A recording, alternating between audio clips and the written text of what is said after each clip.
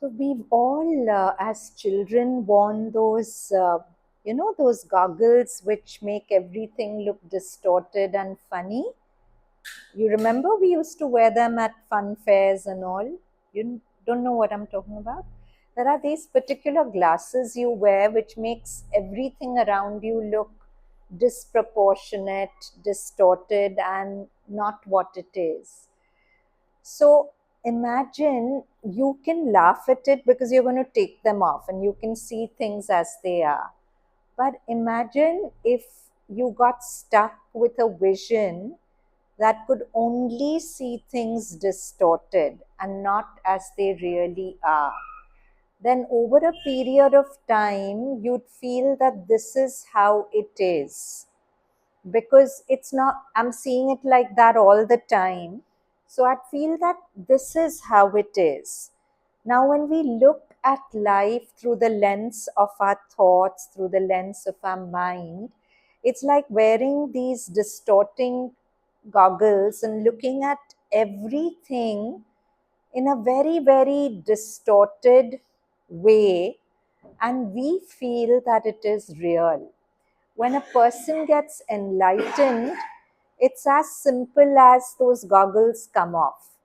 He sees things as they are, and when we worn those lenses, the lens of our thoughts, when we look at life through our thoughts, everything we see is distorted, in one sense, false, not what it really is.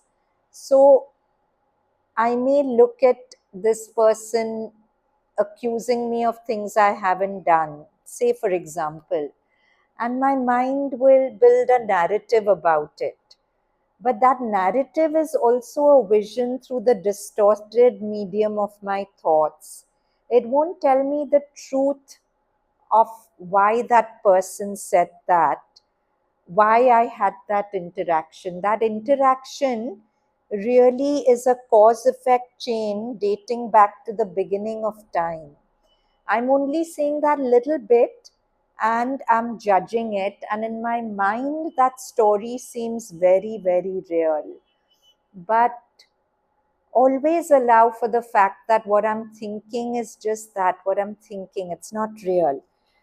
Now, these are some beautiful aphorisms of Sri Aurobindo with Mother's commentary on it, which is just as beautiful. So, I think these are things we should read every single day because however many times we hear them, we just keep forgetting. Sri Aurobindo says, it's aphorism 19, when I had the dividing reason, I shrank from many things. After I had lost it in sight, sight is darshan, vision. After those distorting lens had come off, I hunted through the world for the ugly and the repellent, but I could no longer find them. So he's saying, when I was looking at the world through my mind's vision, through the vision of logic and reason, um, I shrank from many things. Many things may appear ugly, not right to me. But when I lost dividing reason, that is the thinking mind, in sight, sight is vision of the soul. I hunted through the world for the ugly and the repellent, but I could no longer find them. So somebody asked Mother, based on this aphorism, is there really nothing ugly and repellent in the world? Is it our reason alone that sees things in that way? So Mother says, to understand truly what Sri Aurobindo means here, you must yourself have had the experience of transcending reason and establishing your consciousness in a world higher than the mental intelligence.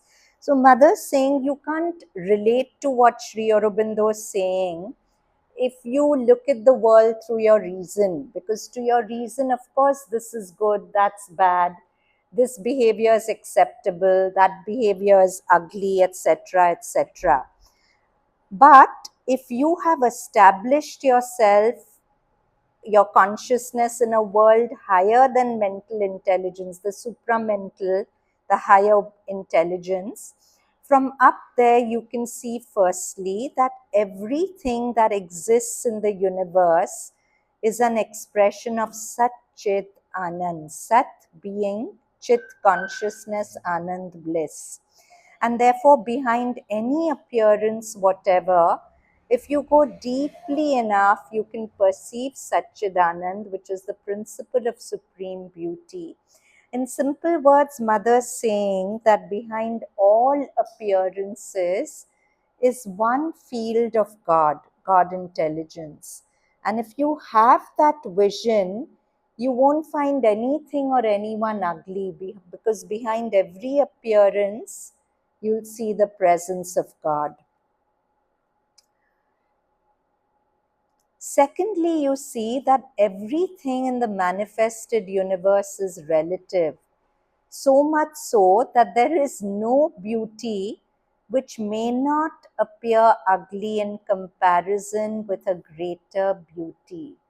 So true, no? For example, when we are on a different scale and evolutionary curve, we find little things beautiful and fun. We find gossiping fun. We find whatever, I'm not saying beautiful, but pleasant.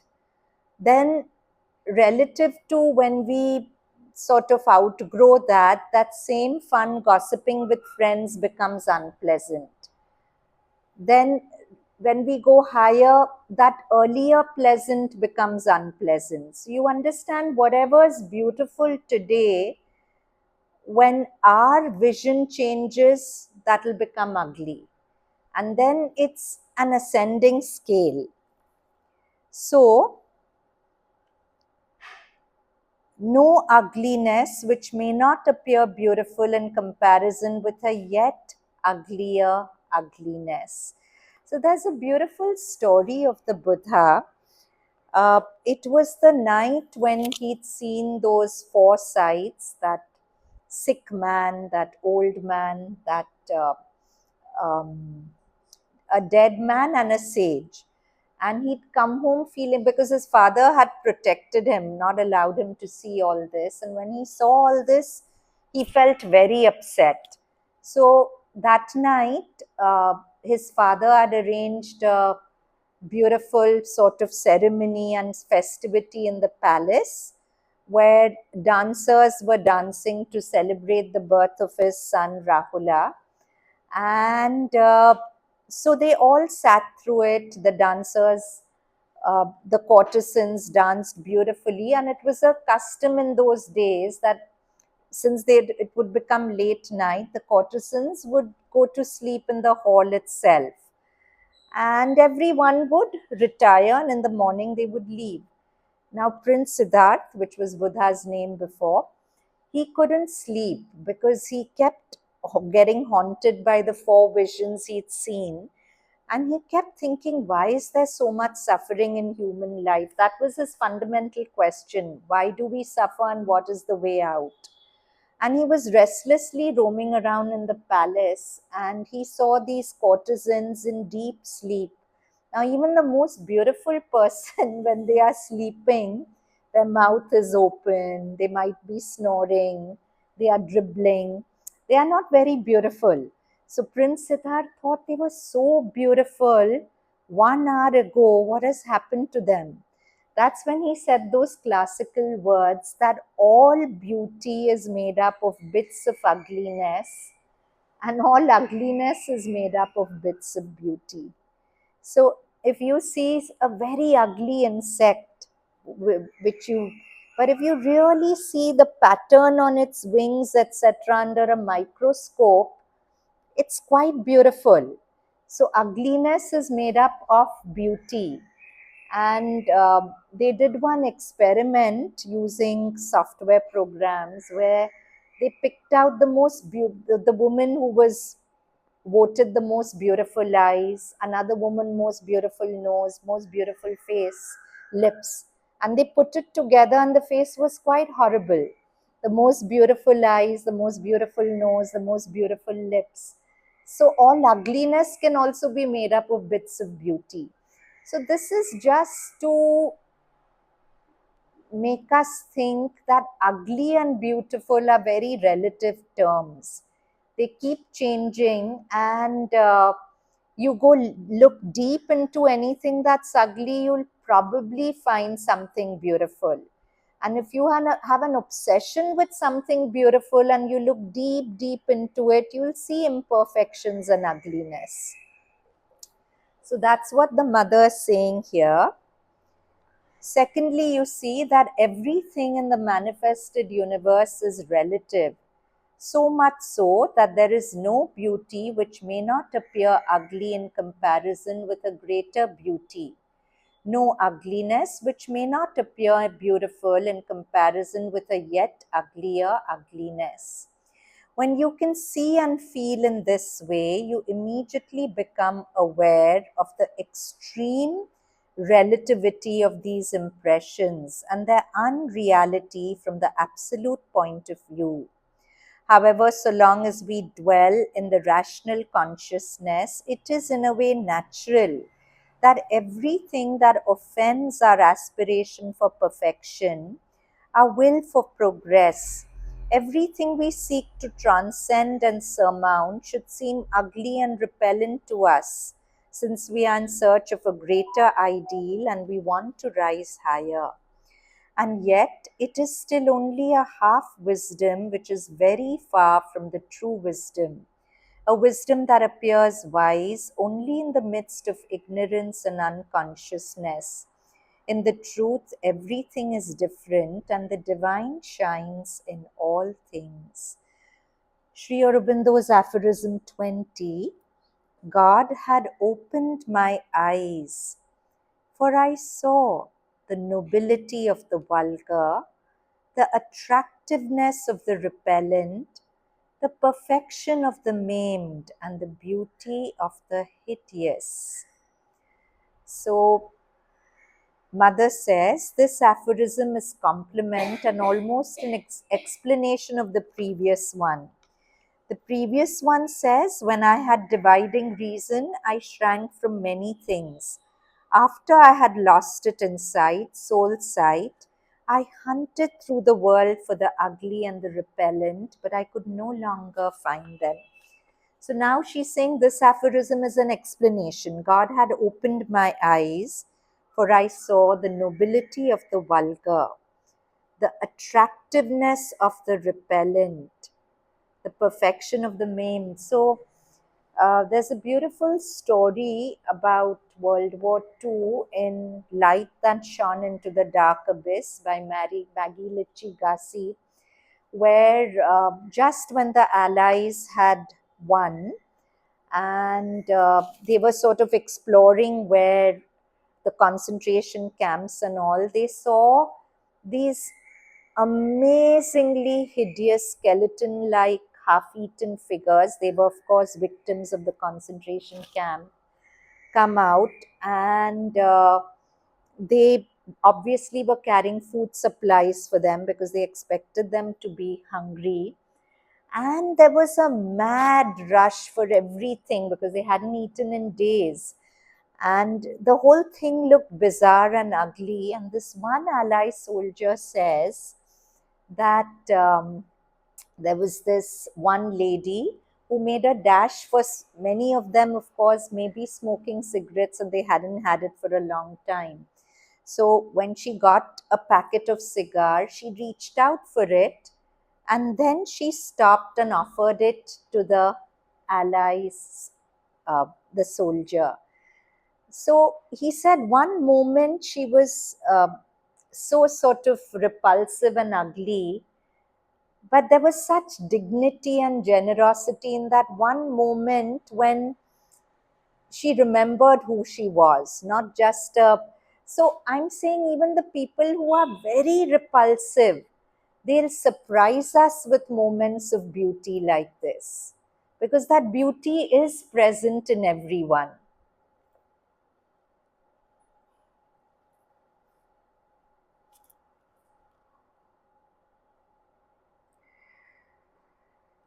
Once again, Sri Aurobindo tells us clearly that behind the appearances, there is a sublime reality, which is, one may say, the luminous opposite of all external deformations.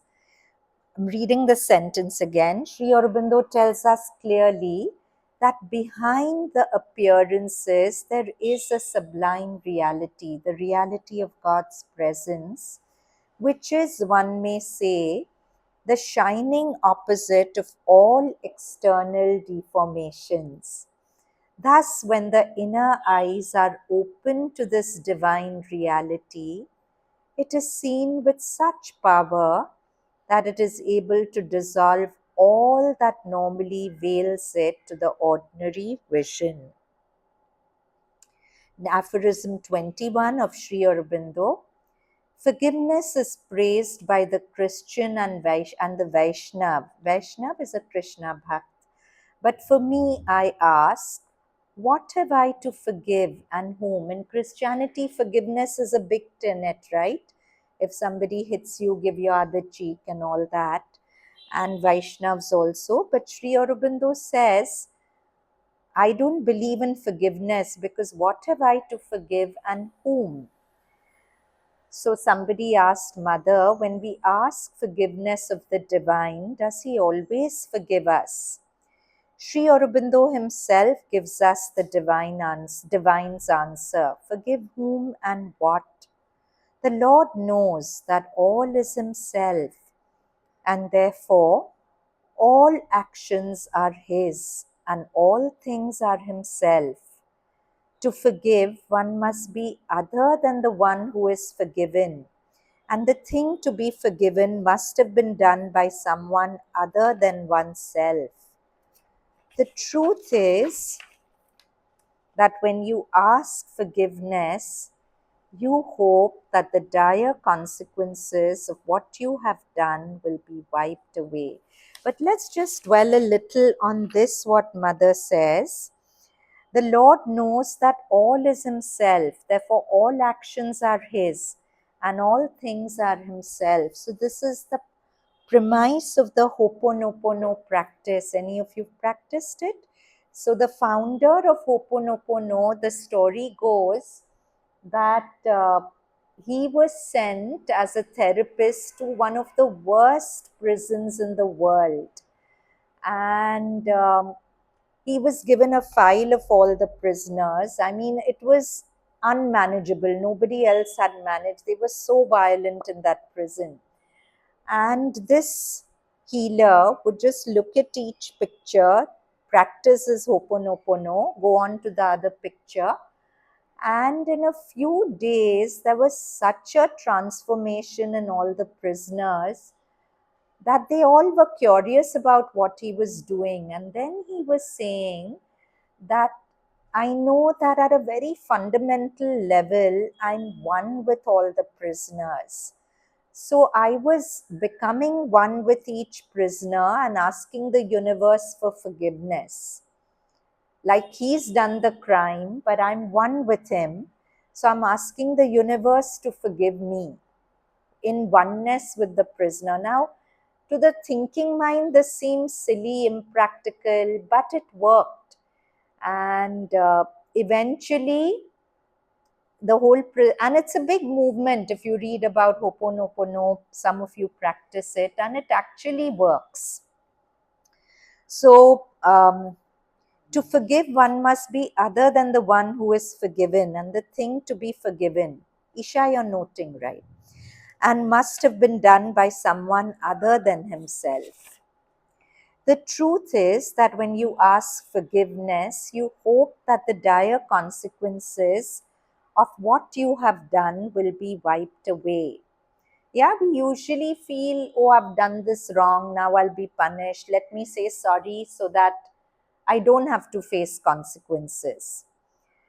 But that is possible, Mother says, only if the causes of the error you have committed have themselves disappeared.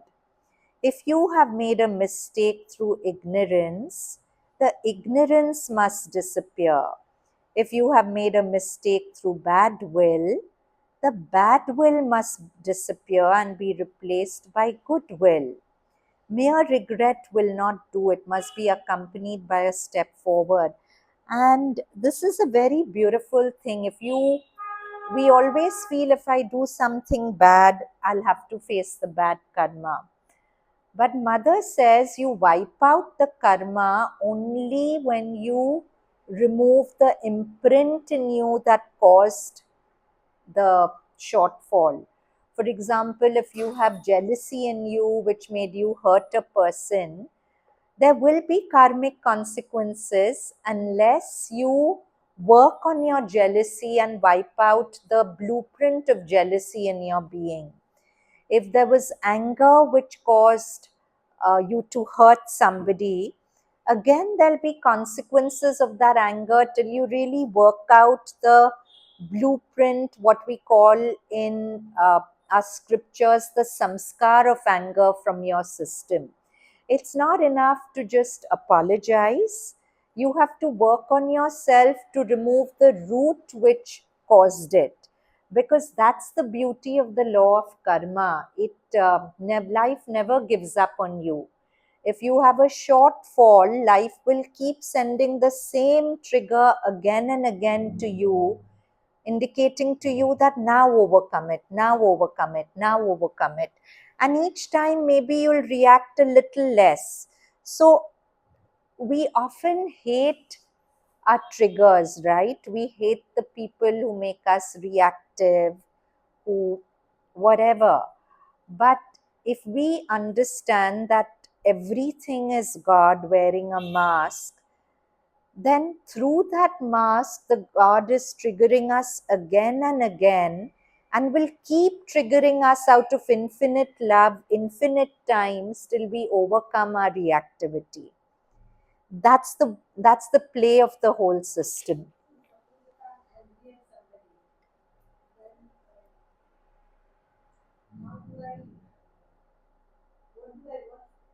So the question is, if I'm angry at somebody and somebody ongoingly creates anger in me, what do I do? So, firstly, you have to not believe, your mind will tell you that if the person behaves like that, of course I should get angry. That's the first thing. You will feel justified in your anger. But I keep repeating this, anger, however right, is always wrong. We all know it's wrong for us, it's wrong for our health, it's wrong for various reasons.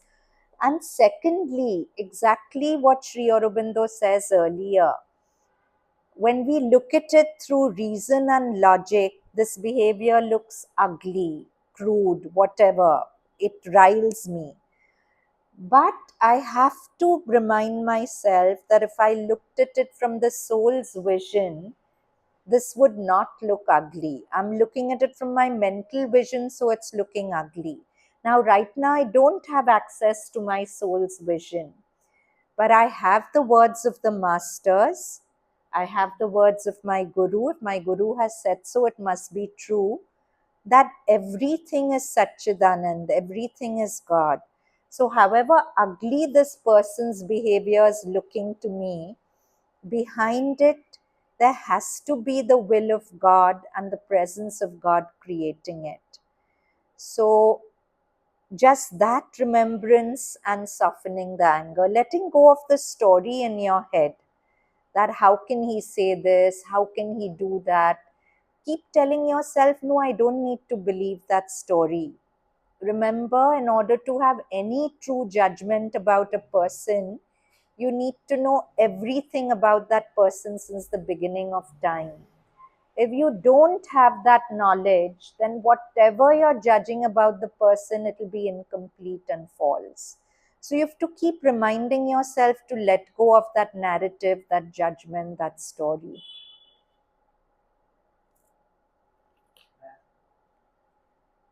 Let me put it in the, let me quote the Bible if I say that the anger that I felt and the expression of that anger was also because I saw it from the mind vision. Yeah, If I see it from the soul's vision, you even that won't be anger angry. would not be Yes. judged by me as wrong. If you'd seen it from the soul's vision, yes, you would not judge the anger as wrong, but the anger would be a joke for you. It would not control you. You'd be completely outside the anger and you'd laugh at it. Later on, or while you're No, if you were looking at it from the soul's vision in the moment, then there's no later on.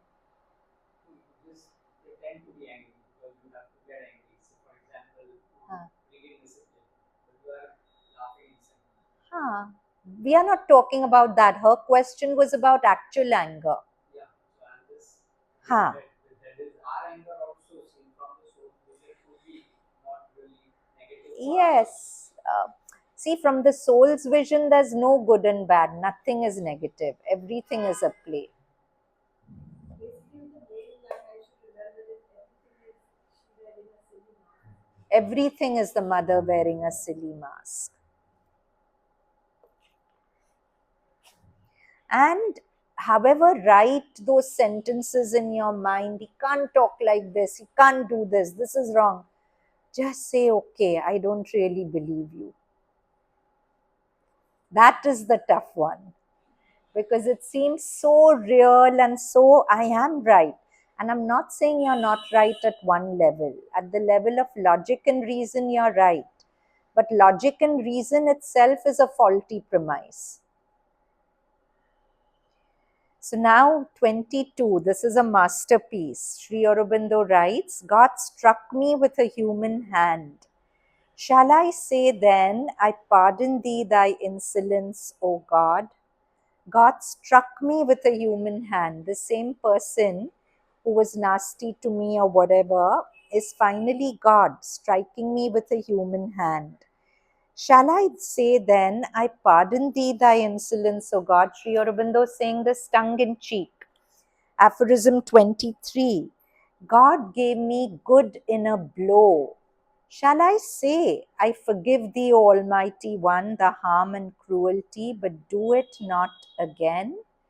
So a disciple asks Mother, what does this mean? God struck me with a human hand. Mother says, these two aphorisms are illustrations of the affirmation of the divine presence in all things and all beings. And they also develop the idea, which has already been touched on, that there is nothing and no one to forgive, since the divine is the originator of all things. This is how this sentence, God struck me with a human hand, should be read and understood. If you see nothing but appearances, it is only one man hitting another. If you see appearance, it is me hitting you, for instance.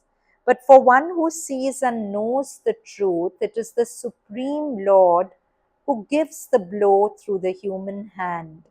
And the blow necessarily does good to the one who receives it. That is to say, brings about a progress in his consciousness, for the ultimate aim of creation is to awaken all beings to the consciousness of the divine. Once you have understood that, the rest of the two aphorisms are easily explained. So, I think we've said this story in earlier classes. This is a true story with the mother. There was once a lady who had a very big, a very terrible toothache and a very big swelling. And the mother was in her body and she went to see her. And mother looked at her fiercely and gave her a tight slap. And the lady was so hurt that her mind was saying this story. This is the most wicked woman in the world. I'm taking the next train out of here and going. I'm in so much pain, and she slapped me. And she was crying, crying, crying, going down. And somebody had seen her come in, and they looked at, and there was this big swelling. And they said, "Oh, but what's happened to your swelling?" Then she realized there was no toothache and swelling. So, mother had actually slapped the energy of whatever causing the toothache out of her. But we'll see, in her mind, there was this narrative, is this mother? How cruel, this, that, whatever. And it was so justified and real for her that she didn't even notice that her pain was gone. So we are so caught up now. This was the Divine Mother, and it was a physical slap. Now, through many instruments, Mother will give us different kinds of blows. And we get so caught up in the narratives we build that we don't look at the actual good it's doing us or it has done us in the moment.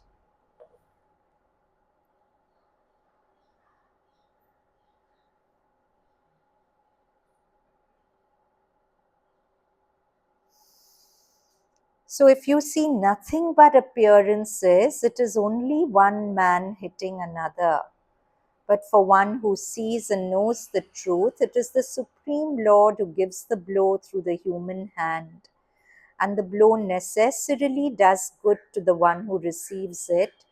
That is to say, brings about a progress in his consciousness. For the ultimate aim of creation is to awaken all beings to the consciousness of the divine. Once you have understood that, the rest of the two aphorisms are easily explained. Are we to forgive the Lord for the good he does while at the same time asking him not to do it again? That's what the aphorism said. No, God gave me a good blow, a blow to do me good. Shall I say, I forgive thee, Almighty, the harm, the cruelty, but do it not again? So, Mother is saying, are we to forgive the Lord for the good he does us while giving us the blow, while at the same time asking him not to do it again? The self contradiction and stupidity of such a formula are obvious. Aphorism 24. When I pine at misfortune and call it evil, or am jealous and disappointed, then I know there is awake in me again the eternal fool. So, Mother explains, if you act in order to obtain a result, and if the result obtained is not the one you expected, you call this misfortune. So brilliantly, she's put it, no, you want one result, but you get another result. You call this misfortune. As a general rule, any event that is unexpected or feared is considered by ordinary minds to be a misfortune. Why does this misfortune come? In each case, the reason is different, or rather, it is only after the event that the need to explain things makes us look for reasons. But most often, our evaluation of circumstances is blind and mistaken. We judge in ignorance. See, the lady had gone up to the mother expecting solace, expecting a caress, and she got a slap. So, in her mind, it was a misfortune. But we judge in ignorance. She judged in ignorance. It is only later on, sometimes, very much later on, that we have the necessary perspective and view the train of events and the overall results, that we see things as they really were. Then we perceive that what seemed bad to us was in truth very useful and helped us to make the necessary progress. So, actually, think of this, every irritating, annoying person in our life is the very thing that helps us to make the necessary progress. Sri Aurobindo describes the state, but every time the person annoys us, the next time we forget about the progress we've made. We again start thinking this is the worst thing that happened to me, etc., etc. Sri Aurobindo describes the state of one who is sunk in ignorance and desire and who judges everything from the point of view of his narrow and limited ego as that of an eternal fool. The aphorism says, no, when I pine at misfortune, call it evil, then I know there is awake in me again the eternal fool. The fool which goes on judging in ignorance, condemning in ignorance, hating in ignorance. To be able to understand and feel things correctly, one must have a universal vision and be conscious of the divine presence and will in all things and in all circumstances. So, this becomes active when I see any appearance of life, and my mind says, oh God, I don't like this. These two are getting close when I want to get close to that person. I don't like it. This is not nice. So, wisdom would be to remind myself, Mother knows what she's doing. There's wisdom in bringing these two together. There's wisdom in how much proximity I have with the person. Everything she's perfectly measuring. Why am I judging? The way things are, there's an inherent perfection to every move of life, to the way everything's being configured. So we live this wisdom when every time a judgment comes, I see the folly of that judgment. I recognize, oh, this is the eternal fool awaken me again. I'm not going to let the eternal fool control me, and drop it. To be able to understand and feel things correctly, one must have a universal vision and be conscious of the divine presence and will in all things and in all circumstances. Then we know that whatever happens to us is always for our good if we take the point of view of the Spirit in the unfolding of time. Aphorism 25. When I see others suffer, I feel that I am unfortunate. Because I'm living in a world with so much suffering, I'm unfortunate. My loved ones are suffering, my family members suffering. I'm unfortunate to see this. When I see others suffer, I feel that I'm unfortunate. But the wisdom that is not mine sees the good that is coming and approves.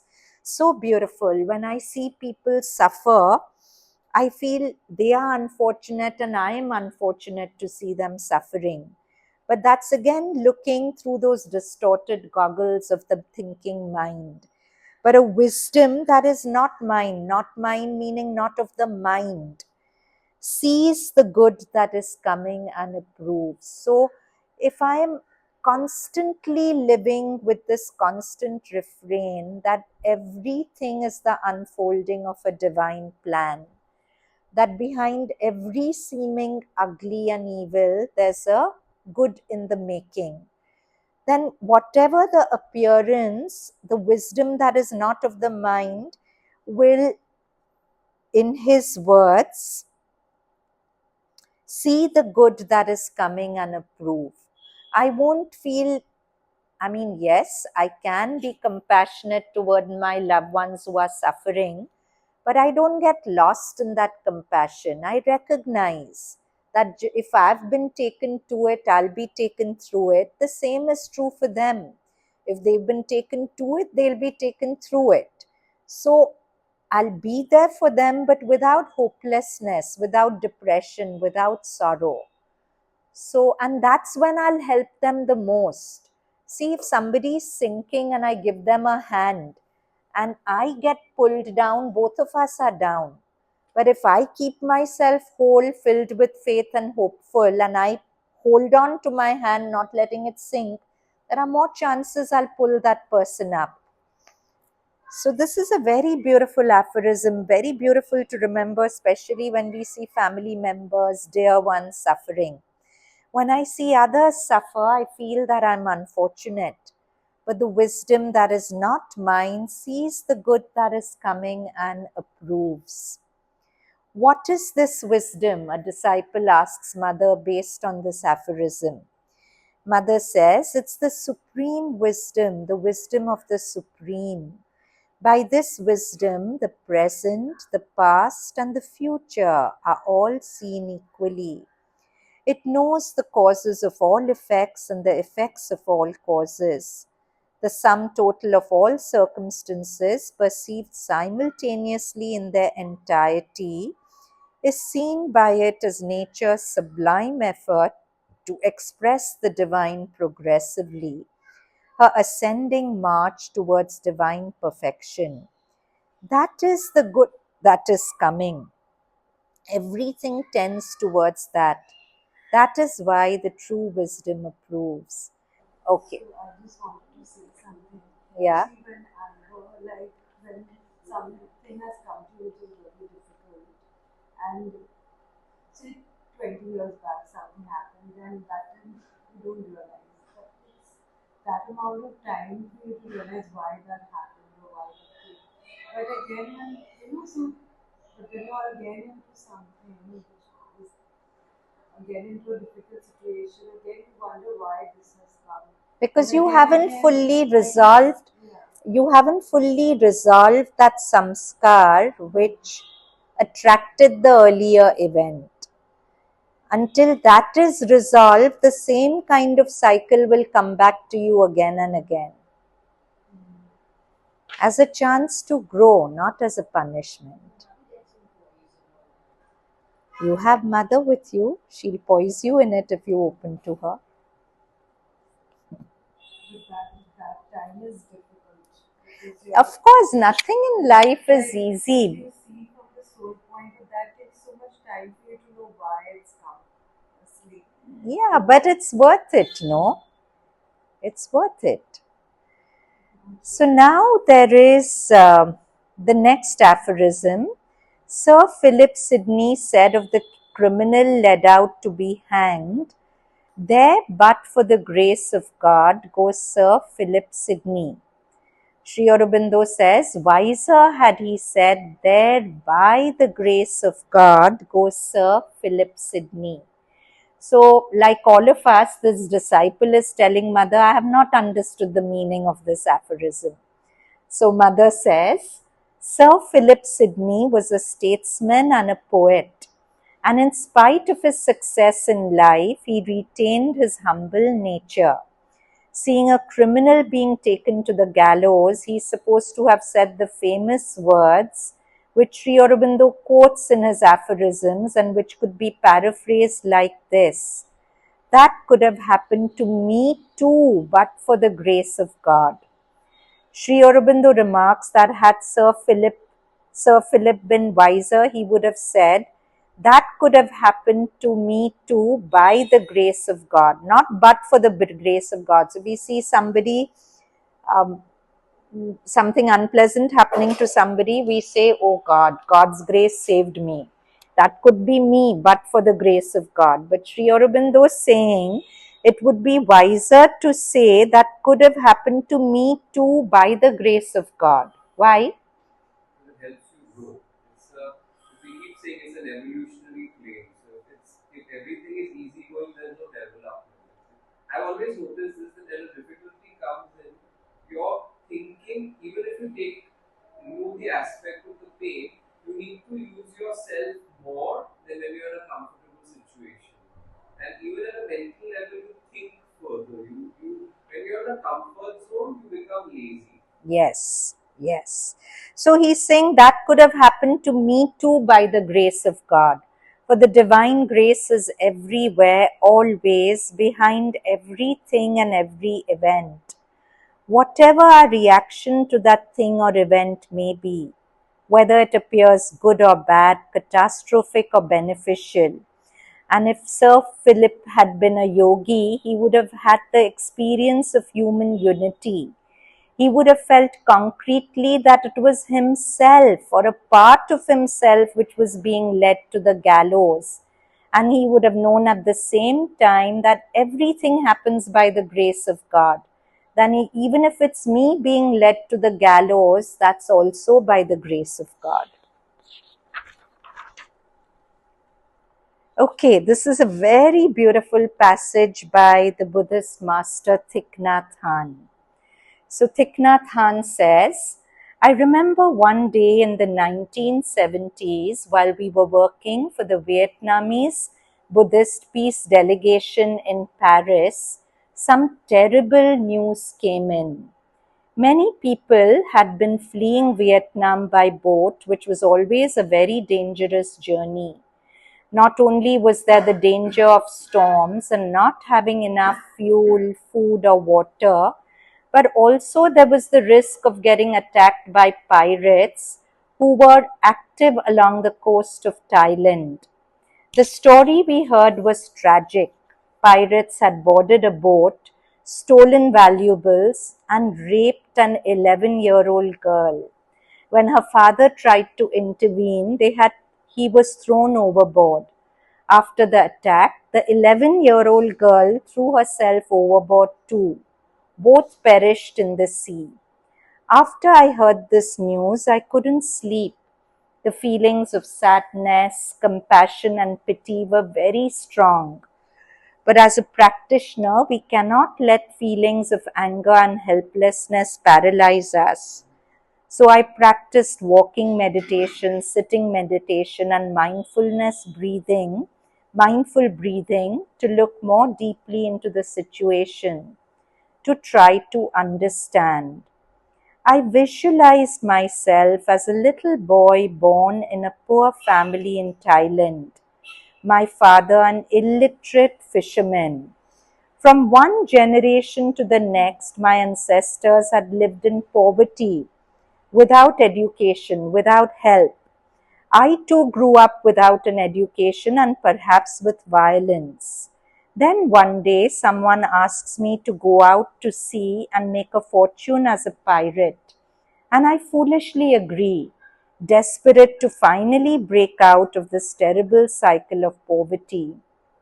And then, under pressure from my fellow pirates and with no coastal patrol to stop me, I force myself on a beautiful young girl. My whole life, I have never been taught how to love or understand.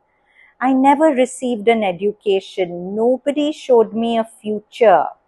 If you had been there on the boat with a gun, you could have shot me, you could have killed me, but you wouldn't have been able to help me. What is Thich Nhat Hanh doing? He's living the life of the pirate. He's reflecting on all the life journey the pirate would have gone through to reach where he is.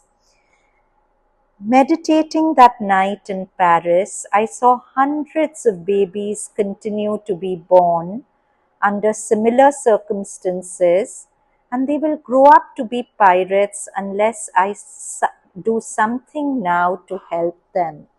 So, Thich Nhat Hanh's reaction to what the pirate did was sadness, perhaps anger, perhaps whatever.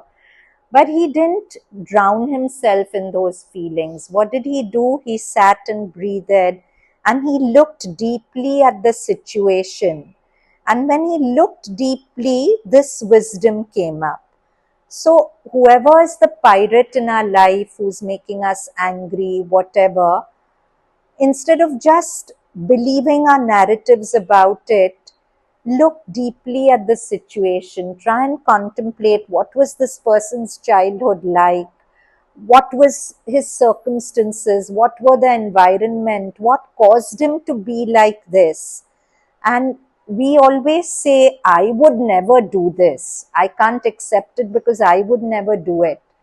But if you had walked in his shoes, his life, who knows, you might be doing exactly what he did. So that's what Thich Nhat Hanh is pointing to. That I saw all of this and my anger disappeared. My heart was full of the energy of compassion and forgiveness. I could embrace not only the 11-year-old girl in my arms, but also the pirate. I could see myself in them. This is the fruit of the contemplation on emptiness, on interbeing. These are Buddhist concepts where he says everything inter is with everything else. I am because you are. I am like this because you are like that. Everything is seamlessly connected to everything else. I could see that suffering is not only individual, it is also collective. Suffering can be transmitted to us by our ancestors, or it can be there in society around us. As my blame and hatred dissipated, I became determined to live my life in such a way that I could help not only the victims but also the perpetrators. So if you call me Thich Nhat Hanh, I will say yes, that is me. And if you call me the young girl, I will say yes, that is me. If you call me the pirate, I will also say yes, that is me. These are all my true names. If you call me an impoverished child in a war zone with no future, I will say yes, that is me. And if you call me the arms merchant selling weapons to support the war, I will say yes, that is me. All these people are us. We inter-are with everyone. So he's talking about the Buddha's beautiful teaching of Pratitya Samutpad or codependent arising, where the Buddha compares the whole universe to a spherical net of translucent colored jewel. So every jewel is the sum total of the color of every other jewel because it's reflecting it. You change the color of one jewel, the color of every other jewel changes. So all of us are so interred with everyone else that, I mean, that's the whole crux of the Ho'oponopono practice we talked about, right? Where the healer was taking each prisoner's photo and asking the universe, forgive me for this crime, because I'm the prisoner also. I am interbeing with the prisoner. I am one with all. So it's never very wise to say, I would never have done that, because you never know if you had experienced the exact traumas, limitations, complexes that the person has experienced, who knows what you would have done.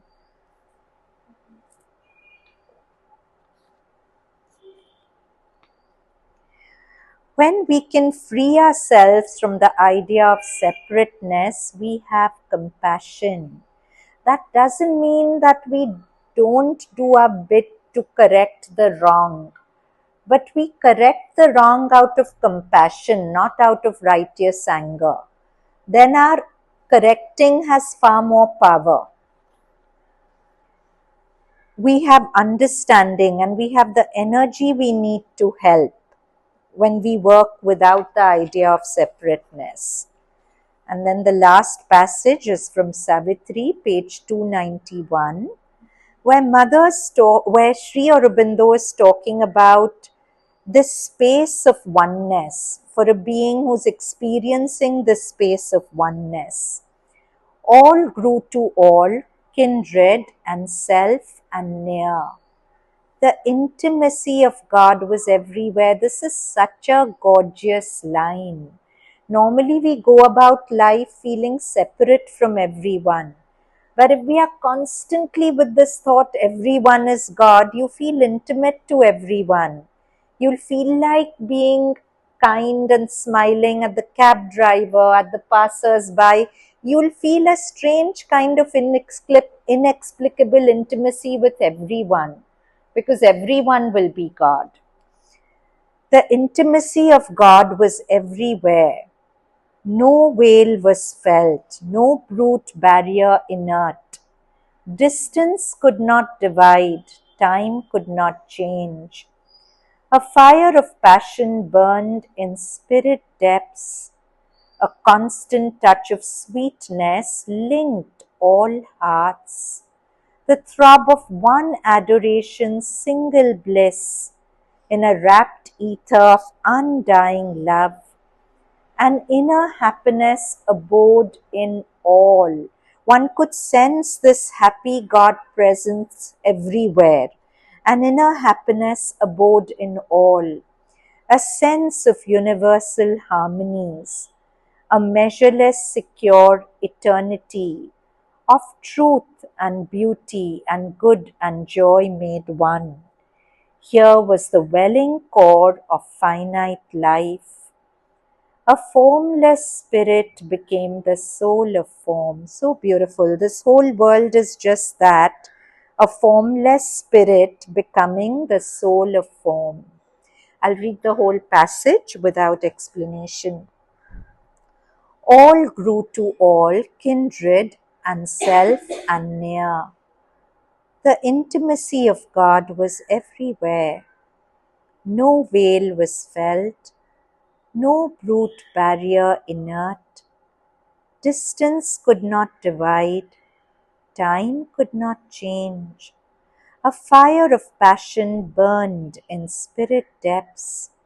A constant touch of sweetness linked all hearts. The throb of one adoration, single bliss, in a rapt ether of undying love. An inner happiness abode in all, a sense of universal harmonies, a measureless, secure eternity of truth and beauty and good and joy made one. Here was the welling core of finite life. A formless spirit became the soul of form. We stop here. Let's end with 3 ohms.